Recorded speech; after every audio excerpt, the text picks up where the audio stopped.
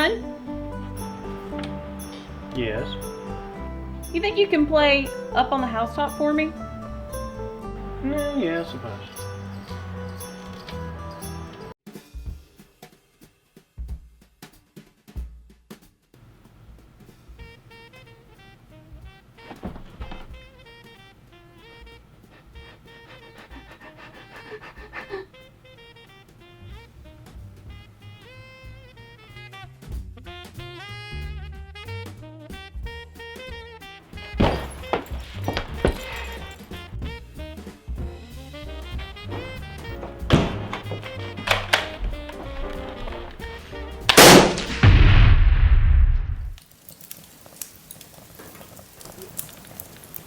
Dude!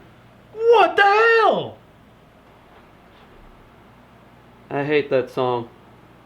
And that's enough of a reason to shoot my computer? Yes. Why? I'll tell you why. I'll tell you damn why. It was years ago. I was in 4th grade. My teacher decided we should do something nice for the holidays. Sing to a bunch of old people in the nursing home. I can get behind that. I'm all for doing a nice thing for someone, especially this late in the year. So we decided to sing. And of course, there was all the usual Christmas carols, Carol of the Bells, Santa Claus is coming to town, that one with the figgy pudding. There was one song we didn't know, Up on the Housetop. We had to sing it over and over and over again because we didn't know it. Every day, there's more and more recitals. I got sick of that song. I got so tired of it. Same words, same lyrics every day. I started to imagine things, all the horrible things that I could do when I heard that song. Eventually the day came, we went and sang for it, and the whole time all I could think was, how can I end their lives so much quicker? So much painful? And that, I think, is a good enough reason as to why I hate that fucking song. What do you think? You blew up my computer! Oh, relax, I'll buy you a new one. You fucking Grinch! I am not. But it is a good idea for the next episode. Thanks for that.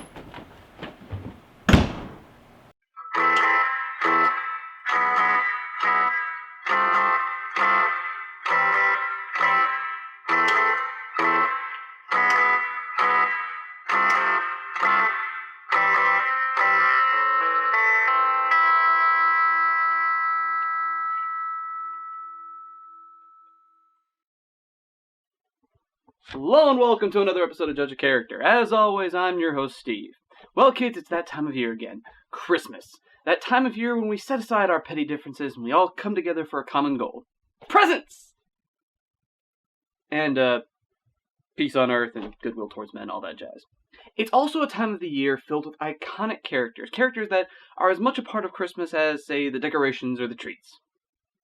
While most of these characters are pleasant and good, what with it being Christmas and all, some of them are not so nice.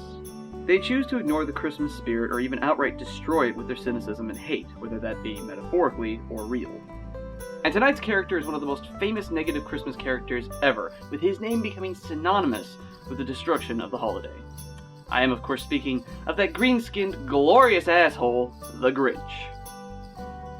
The Grinch is the main character of How the Grinch Stole Christmas, a children's book written by Dr. Seuss, one of the most well-known and beloved children's book authors in recent history. Published in 1957, the story was a criticism of the commercialization of Christmas and how we tend to put more emphasis on the material aspects of the holiday as opposed to the meaning of the season, which is people coming together and celebrating peace and goodwill. What? So I'm a bad guy just because I want PS4, new guitar, new drum set, brand new computer, the biggest possible widescreen TV there is.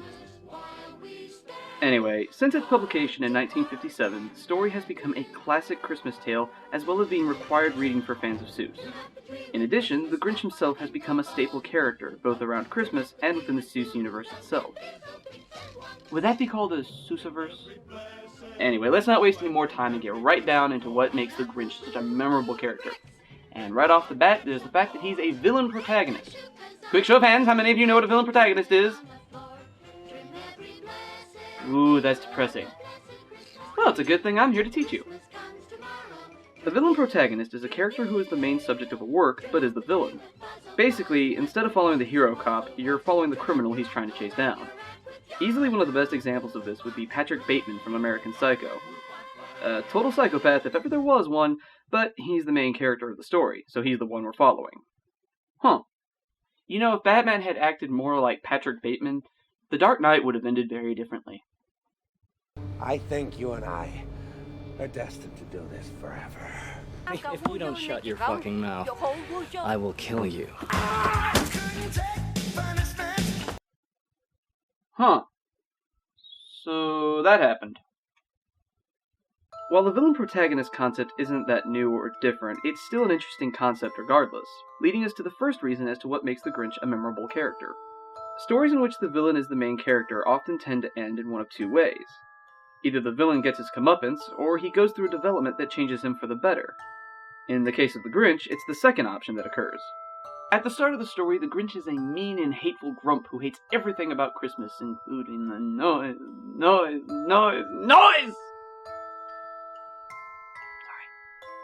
Deciding not to put up with it anymore, the Grinch decides to deal with Christmas once and for all, by stealing it. Now, some of you might be wondering how exactly one goes about stealing Christmas.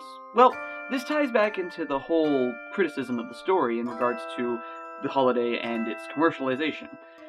Basically, the Grinch believes that in order to steal the holiday, he has to steal the physical representations of it. The presents, the decorations, the food for the meals and such. Basically the icons of the holiday. It's only after stealing all of the Who's decorations and is about to dump it all off the top of Mount Crumpet that the Grinch makes a startling discovery.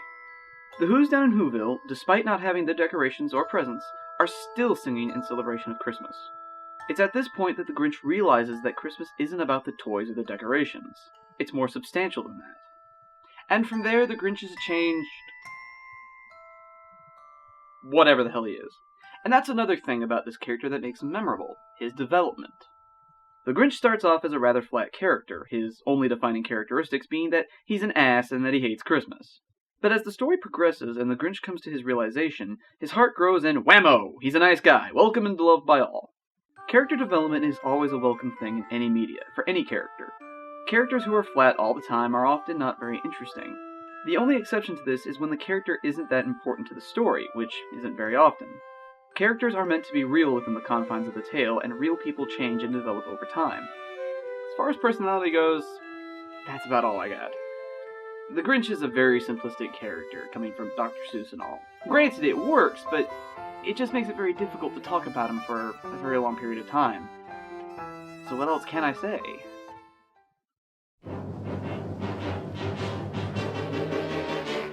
You're a mean one, Mr. Grinch. How did I forget about that? Yes, the Grinch is also remembered for two famous adaptations. This and... Uh-oh! Somebody's fabulous! Well, we'll get to that shortly. The animated special, released in 1966, is easily the most iconic version of the character, other than the original book version. Just about everyone knows it, and those who don't often discover it around Christmas time when it marathons on just about every channel on Christmas. So what does the animated special offer to make the character so great? Not a whole lot. Basically, the animated special is nothing more than the book, animated and voiced with music added. However, while this doesn't add anything more than just giving the Grinch a voice, it certainly doesn't take away anything either. The animated special has become as much of a holiday classic as A Christmas Story or Santa Claus is Coming to Town. It simply has to be watched every time it's on. But certainly it's a great special, and thank God it's the only one. I wish I were telling the truth. Yes, I suppose I better talk about this because, believe it or not, the live-action movie is important in developing the character. In 2000, a live-action movie was made and released that retold the classic story of the Grinch for a more modern audience. Starring Jim Carrey as the Grinch, the movie was... well... there really is no polite way to say it, but the movie was... eh. It's not a horrible film, but I can't help but wonder if it was really necessary to make it. However, I'm not here to bash it. While the film is inferior to the animated special, it still holds some value in regards to how it treats the character. While the original book and the special don't give us any reason for the Grinch's hatred of the season, the film does. It actually adds to the character by giving us a reason for his hatred. In this case, it's the result of childhood trauma regarding the holiday. By giving us this little bit of backstory, it adds a whole new layer of depth and complexity to the Grinch. He's no longer just some old curmudgeon that hates the holiday for no reason. He actually becomes a complex character with a legitimate reason for his hatred, thus making him a slightly more sympathetic character. The film does a decent enough job of showing the Grinch's hatred for the season, however, that still doesn't make up for the film being less than stellar. Although when compared to other Dr. Seuss films... Dirty hoe! I'm sorry, baby, I love you. Come on, cat! Suddenly this film got a whole lot better.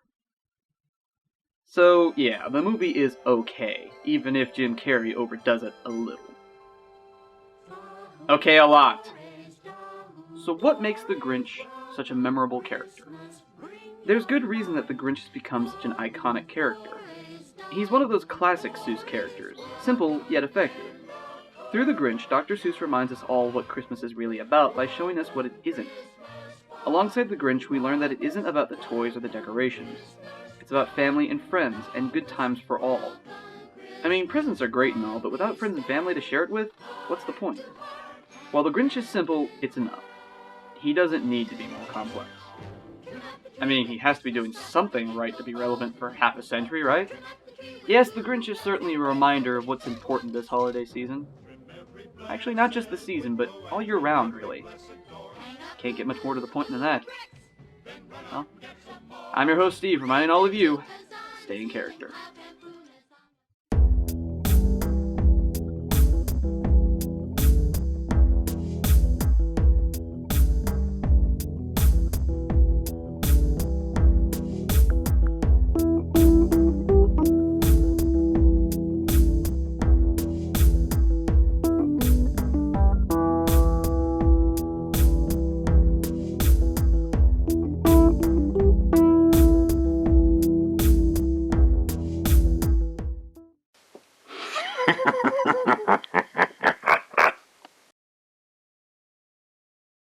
Hi, my name's Steve, and I'm the host of a web series called Judge of Character. Throughout this episode, you might have noticed this red ribbon that's on my vest, as well as a web address at the top of the video. That's because this year I'm taking part in Red Ribbon Reviewers, which is an attempt to raise awareness for HIV/AIDS research. HIV/AIDS is still very prevalent in the world today, and even though we are closer to a cure now than we were 20 years ago, it's still not here yet. Everyone deserves a chance at having happy holidays, but until we find a cure, it's not going to happen. So take a few moments to check out the website and learn more, because everyone deserves a chance. Everyone.